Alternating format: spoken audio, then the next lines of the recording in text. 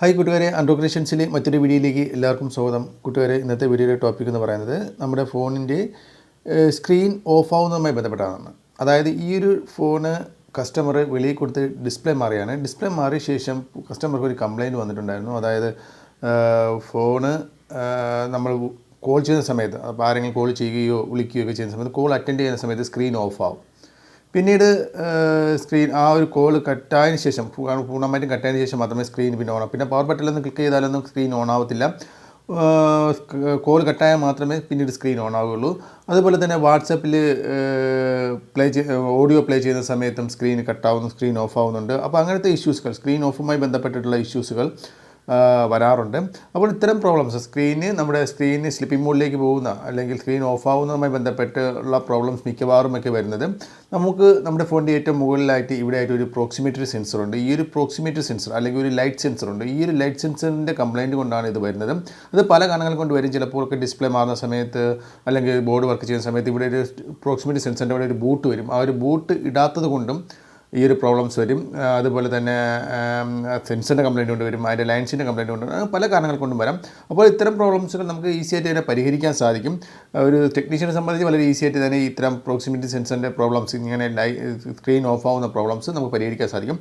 എന്നാൽ നിങ്ങൾക്ക് സ്വന്തമായിട്ട് തന്നെ ചെയ്യാൻ സാധിക്കുന്ന ഒരു മെത്തേഡ് ഞാൻ ഇപ്പോൾ പറഞ്ഞുതരാം. അതായത് നമുക്ക് ഷോപ്പിൽ കൊടുക്കാതെ തന്നെ നമുക്ക് താൽക്കാലികമായി നമുക്ക് ശരിയാക്കാവുന്ന ഒരു രീതി പറഞ്ഞുതരാം.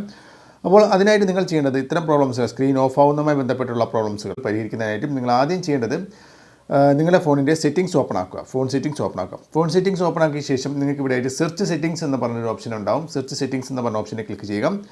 അതിനുശേഷം നിങ്ങൾ ചെയ്യേണ്ടത് അവിടെ പ്രോക്സിമിറ്റി സെൻസർ എന്ന് പറയുന്നത് ടൈപ്പ് ചെയ്യുക.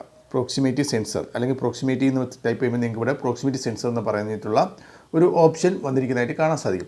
ഈ ഒരു ഓപ്ഷനിൽ ക്ലിക്ക് ചെയ്യുക. അവിടെ ക്ലിക്ക് ചെയ്യുമ്പോഴത്തേക്കും നിങ്ങൾക്ക് ഇവിടെ പ്രോക്സിമിറ്റി സെൻസർ എന്ന് പറഞ്ഞ ഒരു ഓപ്ഷൻ നിങ്ങൾക്ക് ഇവിടെ ഓൺ ആയിരിക്കും. അത് നിങ്ങൾ ഓഫ് ചെയ്തെടുക്കുക. അതായത് ഇതേപോലെ ഓഫ് ചെയ്തെടുക്കുക.